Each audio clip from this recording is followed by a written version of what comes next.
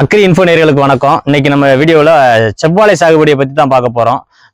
நம்ம சேனல்ல ஏற்கனவே நம்ம வாழை சாகுபடியை பற்றி நிறைய பார்த்துருப்போம். அந்த வகையில் பார்த்தீங்கன்னா செவ்வாழை, நாட்டு வாழை, சக்க வாழை, நேந்திரம் வாழை இந்த மாதிரி நம்ம நிறைய வாழை சாகுபடிகளை ஒவ்வொரு விவசாயிகள்கிட்ட இருந்து அவங்களுடைய அனுபவத்தை நம்ம வீடியோவில் பதிவு செஞ்சு நம்ம சேனலில் பதிவு செஞ்சுருக்கிறோம். அந்த வீடியோ பார்த்தீங்கன்னா கண்டிப்பாக விவசாயம் குறிப்பாக வாழை சாகுபடி செய்யணும் அப்படின்னு நினைக்கிறவங்களுக்கு கண்டிப்பாக யூஸ்ஃபுல்லாக இருக்கும். இப்போ நம்ம எந்த இதை பற்றி பார்க்குறோம்னு பார்த்தீங்கன்னா இந்த விவசாயத்துக்கே முதன்முறையா உள்ள வந்திருக்காங்க. அவங்க உள்ள வரும்போதே பாத்தீங்கன்னா இந்த செவ்வாழை சாகுபடியை தேர்ந்தெடுத்திருக்காங்க. இந்த செவ்வாழை சாகுபடியில அவங்க எவ்வளவு லாபம் எடுத்திருக்காங்க, அவங்க எந்த முறையை பயன்படுத்தினாங்க, இதை எப்படி அவங்க எதிர்கொண்டு இதுல சிறப்பா செஞ்சிருக்காங்க அப்படிங்கிறத பத்தி ஃபுல் டீட்டெயிலும் தெரிஞ்சுக்கலாம் அப்படிங்கிறதுக்காண்டி தான் நம்ம இந்த இடத்துக்கு வந்திருக்கிறோம். வாங்க நம்ம அவங்க கிட்டே கேட்டு தெரிஞ்சுக்கலாம். வணக்கம் அண்ணே. வணக்கம். நல்லா இருக்கீங்களா? நல்லா இருக்கேன். நீங்க நல்லா இருக்கீங்களா? நல்லா இருக்கும். ரைட். செவ்வாழை சாகுபடி நீங்க சிறப்பா செஞ்சுக்கிட்டு வந்துட்டு இருக்கீங்க. இப்போ இந்த செவ்வாழையை நீங்க எந்த இதுல நீங்க தேர்ந்தெடுத்தீங்கன்னு தெரிஞ்சுக்கலாமா? இல்ல, செவ்வாழைன்னு இல்ல, வாழை போட்டாலே நமக்கு ஒரு பல்கான அமௌண்ட். இப்போ நம்ம எவ்வளவுதான் செலவழிச்சாலும் ஒரு வருஷம் முடிவுல நமக்கு ஒரு நிலையான ஒரு அமௌண்ட் கிடைக்கும். அப்படிங்கும்போது மற்ற பணப்பயிர்கள் போடுறத விட இதுல 10 மாசம் வெயிட் பண்ணாலும் நீட்டான ஒரு பல்க் அமௌண்ட் கிடைக்கும்னால வாழை சாகுபடி தேர்வு பண்ணினது. அதனால தேர்வு பண்ணிருக்கீங்க. சரி. செவ்வாழை நீங்க என்ன முறையில பயன்படுத்திருக்கீங்க நம்ம ஆரம்ப கட்டத்துல இருந்து போயிடலாம்னு நினைக்கிறேன். வாழையை நீங்க நடதுக்கு முன்னாடி இந்த நிலத்தை நீங்க எந்த முறையில பக்குவப்படுத்துறீங்கன்னு சொல்லுங்களேன். வாழை போடுறதுக்கு ஒரு 3 மாசத்துக்கு முன்னாடி சட்டி கலப்பையை வச்சு வெட்டி அதை தரம் பண்ணிட்டு அதுக்கப்புறம் ஒரு 5 கலப்பை வச்சு ஒரு 3 மாசம் கழிச்சு மறுபடியும் அதை சமநிலைப்படுத்தி ஆட்டோமேட்டிக்கா நமக்கு அடுத்த ப்ரொசீஜருக்கு நம்ம வாழையை ஸ்டார்ட் பண்ண ஆரம்பிச்சிட்டீங்க. ஆனா இப்ப இந்த செவ்வாழை கிழங்கு நீங்க எங்க இருந்து எடுத்துட்டு வந்தீங்க? உங்களுக்கு அதுக்கு செலவு மொத்தம் எவ்வளவு ஆச்சுன்னு கொஞ்சம் சொல்லுங்க. இப்போ கிழங்கு எல்லாம் பாத்தீங்கன்னா நம்மளோட ரிலேட்டிவ் இடத்துல இருந்து எடுத்தாச்சு. 5 ரூபாய்க்கு கிழங்கும் அது போக அதை இங்க நட்டி வைக்க எல்லாம் செலவும் சேர்த்து ஒரு 13 ரூபா வரைக்கும், டிரான்ஸ்போர்டேஷன் எல்லாம் சேர்த்து ஒரு 13 ரூபா வரைக்கும் 13 ரூபா இருக்குது. அந்த வரும்பொழுது என்னன்னா கண்ணுல எல்லாம் ஒரே தரமான கண்ணா இல்லாம ஒரு கண்ணு சிறுசா ஒரு கண்ணு கொஞ்சம் பெருசா வந்ததுனால அதோட விளைவு நமக்கு 10வது மாசத்துல ஒண்ணு வருது, 9வது மாசத்துல ஒண்ணு கொலை போடுது, கொஞ்சம் மாறி கொலை போடுது.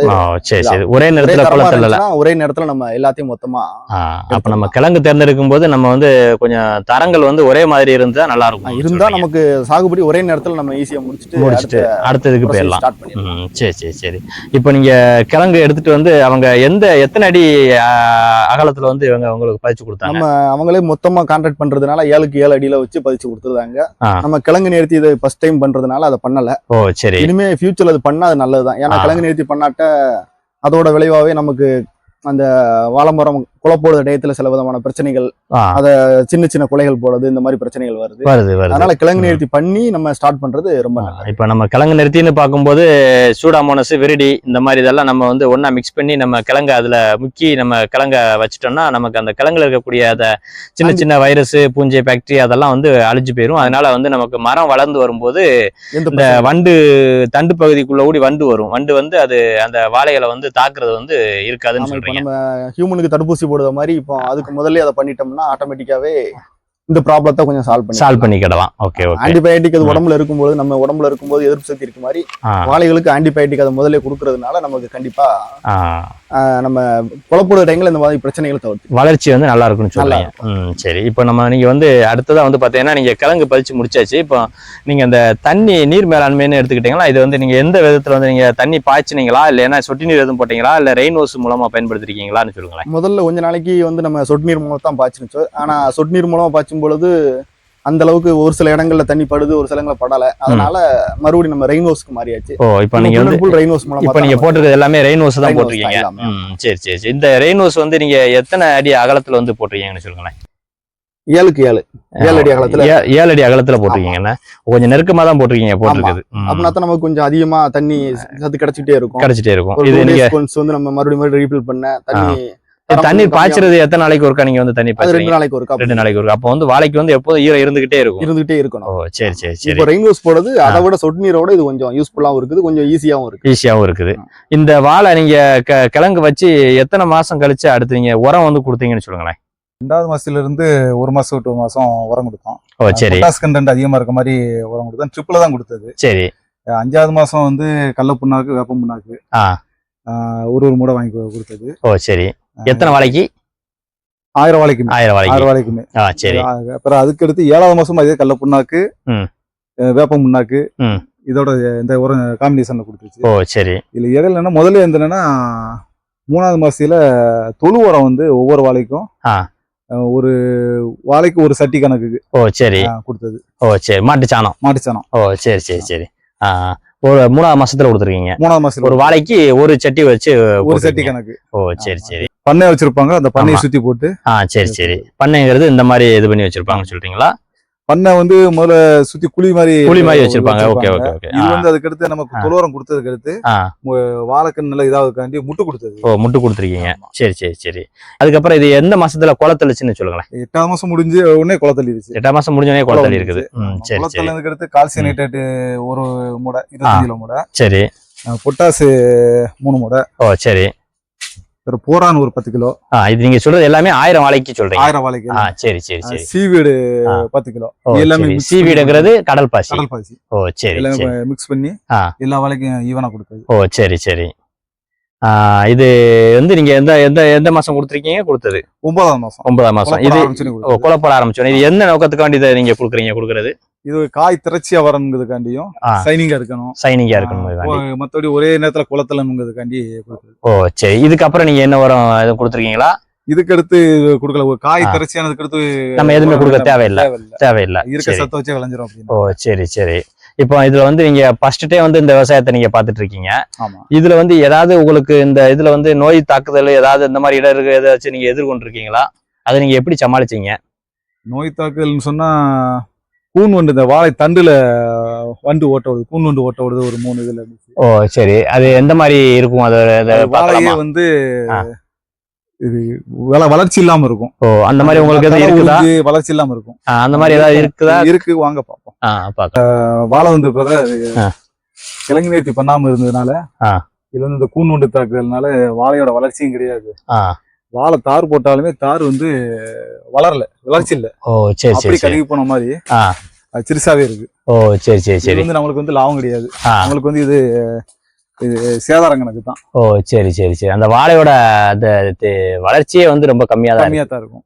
தடைகள்லாம் உறிஞ்சு அது வாழை கணக்குலயே வராது. சரி. இலையும் இருக்காது, ஒண்ணு இருக்காது. இந்த மாதிரி எத்தனை வாழை வந்து உங்களுக்கு இந்த பிரச்சனை இருந்துச்சு? 1000 ஒரு 10 வாழை இருந்துச்சு. 10 வாழை இருந்திருக்கு. இடையில மத்த எல்லாத்தையுமே வெட்டிட்டேன். வெட்டி வெளியே கொண்டு போட்டாச்சு. தோட்டத்தோடு வெளியே ஓட்டணும். தோட்டத்துல இருந்துச்சுன்னா அந்த புழு வந்து மறுபடி மத்த வாழையில பரவும்னு சொல்லுவாங்க. நீங்க அந்த வாழை தண்டுக்குள்ள வண்டு இருக்கிறத பாத்தீங்களா? பாத்திருக்கீங்க. அதனால நீங்க அந்த இதை உடனே அப்புறப்படுத்திட்டீங்க. சரி. இப்ப இது எதனால இந்த பிரச்சனை வந்துச்சு? இது கிழங்கு நேர்த்தி சரியா பண்ணாதனால இது வருதுன்னு சொல்லுவாங்க. கிழங்கு நேர்த்தி பண்ணாதனால அந்த பிரச்சனை வருதுங்கிறாங்க. சரி. இப்போ இதுக்கு அப்புறம் வேற எந்த பிரச்சனை வந்து உங்களுக்கு இதுல வந்திருக்கு? அப்புறம் வாழையில இருந்து பனமா வடல் நோய் சொல்லுவாங்க, இலக்கர்கள் நோய். இலக்கர்கள் இது வந்து எல்லா விவசாயிகளும் எதிர்கொள்ளுதாங்க. அந்த இலக்கர்கள் நோய்ங்கிறது மெயினா செவ்வாழையில வந்து பாத்தீங்கன்னா நிறையவே வந்து தாக்குது. இதை நீங்க எப்படி எதிர்கொண்டீங்க அது சொல்லுங்களேன். இது வந்து நான் கெமிக்கல்ல வந்து மோனோக்ரோட்டோபாஸ், அதோட இந்த பங்கிசைடு சம்பந்தமான மோனோக்ரோட்டோபாஸ் பங்கிசைடு சம்பந்தமான மருந்துகள் பிறந்த பசை எல்லாம் சேர்ந்து மிக்ஸ் பண்ணி சரி ஸ்ப்ரே பண்ணி கீழ இருந்து மேல வரைக்கும் படம் மாதிரி ஸ்ப்ரே பண்ணி அடிச்சிச்சு. சரி. அதுக்கடுத்து அந்த பாதிப்பு இல்ல. கட்டுப்படுத்திருக்காங்க. சரி. உங்களை இந்த ஏரியாவில வந்து மத்த விவசாயிகளுக்கு வந்து அந்த தாக்குதல் இருந்துச்சா இல்ல உங்களுக்கு மட்டும்தான் இது இருந்ததா? எனக்கு இந்த தாக்குதல் கம்மி தான். புதுக்கால் இடம்ங்கிறதுனால வந்து கம்மி தான். சரி. அவங்களுக்கு அதிகமா தான் இருந்துச்சு. அவங்க இந்த கார்பன் டெசிம் இந்த மாதிரி இதை மருந்தை யூஸ் பண்ணாங்க. அவங்களுக்கு அதோட தாக்கம் குறைஞ்சிருந்துச்சா? அவங்களுக்கு குறைஞ்சிருக்கு. ஆனா இதுல எனக்கு மொத்தம் இல்ல, ஒரே அடியில கிளியர் ஆயிடுச்சு. ஒரே இதுல வந்து உங்களுக்கு ஃபுல்லா கிளியர் பண்ணிருக்கீங்க. ஆமா. இந்த மருந்து வந்து யூஸ் பண்ணா நமக்கு இது கிளியர் ஆகுதுங்கிறீங்க. கிளியர் ஆகுது.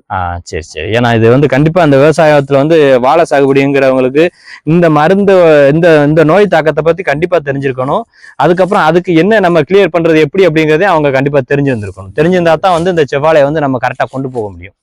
இப்போ இந்த வாழைத்தார் எடுத்துக்கிட்டீங்கன்னா இதுல இப்ப எத்தனை சீப்பு இருக்கும்னு நீங்க சொல்றீங்க? இதுல 6 சீப்பு இருக்கு. 6 சீப்பு இருக்குது. இல்ல அதிகமாவே தெரியுது, அதான் கேக்குறேன். 6 சீப்பு இருக்கு. 6 சீப்பு இருக்குங்க. சரி. இப்ப இது நல்லா ஷைனிங்கா வந்து செவ்வாழை வந்து அந்த ரெட் கலர் வந்து நல்லா திக்கா இருக்குது, ஷைனிங்காவும் இருக்கு, நல்லா வளர்ச்சியாவும் இருக்குது. இது வந்து இந்த வளர்ச்சிக்கும் ஷைனிங்க்கும் நம்ம என்ன பண்ணுனா இந்த இதை வந்து நம்ம எடுக்கலாம்? வாழை வந்து நிழலாடு இருக்கிற இடத்துல வந்து தார் வந்து நல்லா ஷைனிங்காவே இருக்கு. சரி. இருந்தா ஷைனிங் நல்லா இருக்குது. சரி.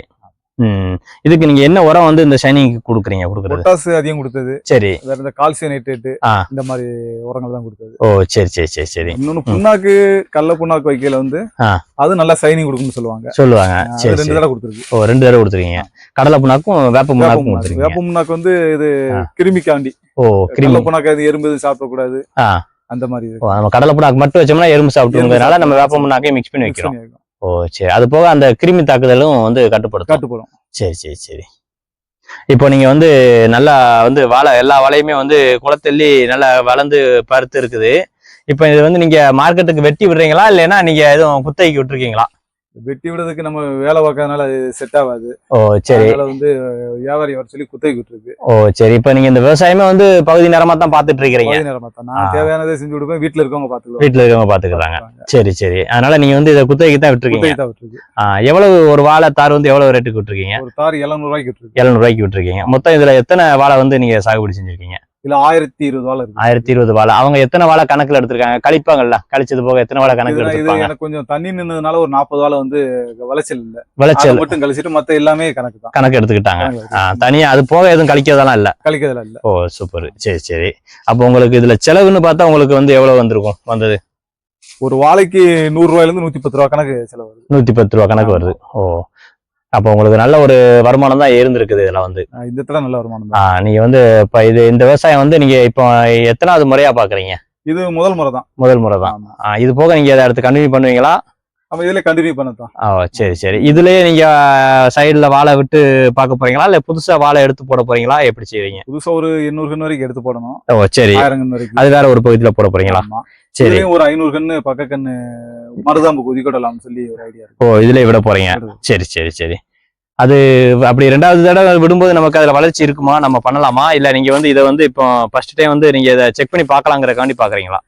ஏற்கனவே நான் கண்ணெடுத்தவரு மறுதடவை விட்டு வளர்ச்சி நல்லா தான் இருந்துச்சுன்னு சொன்னாப்ல. சரி சரி. நம்மளும் பண்ணி பார்ப்போம் ஒரு ஆசையில தான் பண்ணது. ஓ சூப்பர். நமக்கு வந்து காலங்கள் குறையும். ஆமா கண்டிப்பா. ஏன்னா இப்ப இந்த கண்ணு வந்து வளரணும்னா நமக்கு இப்போ இந்த வீடியோல பாக்குற இந்த கண்ணெல்லாம் 3 மாசத்துக்கு மேல ஆகும். 3 மாசத்துக்கு மேல ஆகும். நம்ம வெட்டி ஒதுக்கி விடையில வந்து முதல்ல 3 மாச கண்ணு 4 மாச கணக்கு வந்துரும். 4 மாச கணக்கு வந்துரும். இப்ப இந்த வாழை வந்து நீங்க தாரை வெட்டி எடுக்கும் போது இந்த வாழை வந்து ஒரு நல்ல ஒரு வளர்ச்சிக்கு வந்துரும் போது உங்களுக்கு இதுக்கு நீங்க கிழங்கு எதுவும் புதுசா எடுக்க வேண்டாம், நிலத்தை சீர்படுத்த வேண்டாம், எதுவுமே செய்ய வேண்டாம். உரம் மட்டும் கொடுத்தா போதும், ஆட்டோமேட்டிக்கா அது வந்து வளர்ந்து வந்துருக்கீங்க. இதுல நமக்கு நீங்க 700 ரூபாய்க்கு விட்ட இடத்துல 500 ரூபாய்க்கு விட்டாலும் உங்களுக்கு லாபம் தான். நம்ம செலவு குறையும். செலவுக்கு மேல குறைஞ்சிருது. சரி சரி சூப்பர். உங்களுக்கு வருமானம் வந்து இதுல எவ்வளவு இந்த 1000 வாழைகள்ல இருக்கும்னு எதிர்பார்க்கறீங்க? நம்ம ஒரு வாழைக்கு 100 ரூபா 110 ரூபாய்க்கு செலவழிச்சிருக்கு. சரி. நம்மளுக்கு ஒரு 6 லட்சத்துல 7 லட்சம் ரூபாய்க்கு வருமானம் வரலாம். ஓ சரி சரி சரி சரி. இந்த வாழை எடுத்துக்கிட்டீங்கன்னா இதோட இப்ப நம்ம இதுக்கு முன்னாடி பார்த்த வாழையோட வளர்ச்சியும் இதோட காயோட வளர்ச்சியும் வித்தியாசமா இருக்கு. அது எதுனாலன்னு சொல்லுங்களேன். இதுல மண் வந்து பாதிக்கு மேற்கு வந்து தனி செம்மண். ஓ சரி. பாதிக்கெல்லாம் கொஞ்சம் மண் வந்து கொஞ்சம் கலப்பு மண் மாதிரி இருக்கும். ஓ செவல் மண்ணில் இருக்கிறதோட வளர்ச்சி வந்து நல்லா இருக்குது. ஆமா, அந்த கலப்பு மண்ணில் இருக்க வந்து கொஞ்சம் வளர்ச்சி கொஞ்சம் கம்மியா தான் இருக்கு. ஓ சரி சரி. அப்ப வந்து நமக்கு செவ்வாழைக்கு வந்து நல்ல சூட்டபிளான மண்ணுன்னு பார்த்தா செம்மண்ணு தான் வந்து சூட்டபிளா இருக்கும். செம்மண்ணு தான் சூட்டபிளான மண். இப்ப இதுக்கு அடுத்து உங்களுக்கு வந்து மண்ணு வந்து கொஞ்சம் வெரைட்டியா மாறினதுனால உங்களுக்கு அந்த வளர்ச்சி வித்தியாசம் இருக்குது. ஓ சரி சரி சரி. இப்போ அதான் அந்த செம்மண் இருக்கிறதுல மட்டும் ஒரு 500 வாழைய பக்கக்கன்னு ஒதுக்கி விடுதீங்க. மித்த வாழைய ஃபுல்லா அழிச்சிட்டு மத்த இடத்துல செம்மண் இருக்கக்கூடிய இடத்துல வந்து 800 வாழை போடுறாங்க. ஓ சரி சரி சரி சரி. இப்போ நீங்க இதுல பக்கக்கண்ணுகள்லாம் வந்து பாத்தீங்கன்னா ஒவ்வொரு வாழையிலையும் நிறைய நிக்குது. இந்த பக்கக்கண்ணுகள்லாம் நீங்க வந்து விலைக்கு கொடுக்க போறீங்களா? அப்படி கொடுத்தீங்கன்னா எவ்வளவு ரேட்டுக்கு வந்து நீங்க இதை கொடுக்குறது? நம்ம கண்ணு எடுத்து 5 ரூபாய்க்கு எடுத்தோம். சரி சரி. விலைக்கு தான் கொடுக்க போகுது. நம்மளுக்கு போக மிச்சம் எல்லாம் கேட்கவங்களுக்கு கொடுத்துக்கலாம். அப்போ உங்க கான்டாக்ட் நம்பரை கொடுத்தா நீங்க கண்ணு வேணும்னா யாருனாலும் வந்து உங்களை கான்டாக்ட் பண்ணலாம். ஏற்கனவே நம்ம ஏரியால எல்லாமே கேட்டிருக்காங்க. ஆமா. அது போக அவங்களே வந்து எடுத்துக்கிட்டு இருக்காங்க. அது போக மிச்சம் இருந்தா நீங்க தருவீங்க. ஆமா. சரி. வீடியோவோட இறுதி பகுதிக்கு வந்தாச்சு. இப்ப இந்த வாழை சாகுபடி செய்யணும் அப்படின்னு நினைக்கிறவங்களுக்கு உங்களுடைய ஏதாவது ஆலோசனை எதுவும் சொல்ல விரும்புறீங்களா? அது வாழை சாகுபடிங்கிறதும் ஒரு விவசாயம் தான். ஆனா என்னன்னா மிகைப்படுத்தி அது ரொம்ப கஷ்டம் அப்படி இப்படிங்கிற மாதிரி ஒரு இதை உருவாக்கி அந்த இதுக்குள்ளே யாரையும் வரவிடாம பண்ணதுதான் எல்லாமே பண்ணிட்டு இருக்காங்க. சரி சரி. ஆனா விவசாயத்துக்கு நார்மலா தண்ணி மட்டும் ஓரளவுக்கு ஒரு 3 நாளைக்கு பாயிற மாதிரி தண்ணி 3 நாளைக்கு ஒருக்கா பாயிற மாதிரி தண்ணி இருந்தாலே போதும் நம்ம கண்டிப்பா வாழை விவசாயத்தை பண்ணலாம். ஓகே. அது ஒண்ணும் பெரியது இல்ல. ஓரளவுக்கான நாலேஜ் இருந்தாலே நம்ம விவசாயத்தை பண்ணலாம். இதன் மூலமா பல்கா வருஷத்துக்கு ஒரு கவர்மெண்ட் ஜாப்பே எடுத்துட்டாலும் 3 லட்சம் 3.5 லட்சம் தான் வருமானம் வரும். நம்ம இது ஒரு வருஷத்துக்கு நார்மலா பார்ட் டைம்ல பாக்குற மாதிரி பார்த்தாலே நமக்கு ஒரு 6 லட்சத்துல இருந்து 6 லட்சம் வரைக்கும் லாபம் கிடைக்கும். அதனால கண்டிப்பா விவசாயத்தை நம்ம வாழை விவசாயத்தை பண்ணலாம். தண்ணி இருந்தா கண்டிப்பா பண்ணலாம். எல்லாரும் பைக்லயும் கார்லயும் பின்னாடி நான் விவசாயி அப்படின்னு ஏற்கலப்பை உழுதுட்டு போற மாதிரி 2 போட்டோஸ் ஒட்டினா மட்டும் விவசாயம் வளர்ந்துராது. அதனால இறங்கி பார்க்கணும். அதுக்காகத்தான் சகோதரர் வந்து இவ்வளவு மெனக்கெட்டு இந்த மாதிரி வீடியோக்கள்லாம் எடுத்து அப்லோட் பண்ணி அடுத்த தலைமுறைக்கு கொண்டு போறதுக்கு சில முயற்சிகள் பண்ணிக்கிட்டு இருக்கிறாரு. கண்டிப்பா விவசாயம் பண்றதுக்கு முடிந்த அளவுக்கு அனைவரும் கொஞ்சம் இடம் இருந்தாலும் அதுல விவசாயம் பண்ணதுக்கு ஏதாச்சும் பண்ணுங்க. விவசாயங்கள் பண்ணும்போது விவசாயம் வளர்ச்சி அடையும், நம்மளோட வருமானமும் வளர்ச்சி அடையும். அதுபோக உலக நாடுகள் ஃபுல்லாவே இன்னைக்கு ஹைடெக்கா எல்லாமே மாறிடுச்சு. இந்த கோயம்புத்தூர்ல நடக்கிற அக்ரி எக்ஸ்போவை மீட் பண்ணும் பொழுது நமக்கு இன்றைக்கு அல்ட்ரா டெக்னாலஜில எல்லாமே வந்துருச்சு. ரெய்னோஸ் இதெல்லாம் வந்து நம்ம வந்தாலுமே இதை விட அல்ட்ராவா டெக்னாலஜி வந்து என்னென்ன பண்ணுனா விவசாயம் அடுத்த லெவலுக்கு போகுங்கிறது இப்போ UK, நம்ம கிரீன்லாந்து, தாய்லாந்து, சுவிட்சர்லாந்து இதுல எல்லாம் பண்ற மாதிரி விவசாயம் அடுத்த லெவலுக்கு நம்மள கொண்டு போய் நம்ம ஈஸியா நம்ம பார்ட் டைம்ல பார்த்தாலும் அது ஒரு கார்பரேட் மாதிரியான இதுக்கு கொண்டு போயிடலாம். கண்டிப்பா எல்லாரும் விவசாயம் பண்ணலாம். இயற்கையை நேசிப்போம், கலாச்சாரம் காப்போம். ஓகே. நீங்க வந்து ரொம்ப சிறப்பாகவே வந்து இந்த பதிவை வந்து சொல்லியிருக்கீங்க. இது கண்டிப்பா வந்து விவசாயம் பார்க்கணும்னு புதுசா வரணும்னு எதிர்பார்த்துட்டு இருக்கவங்களுக்கு வந்து கண்டிப்பா பயனுள்ள வகையில இருக்கும்னு எதிர்பார்க்கிறோம். கண்டிப்பா. நன்றிங்க. நன்றி. Okay, thank you.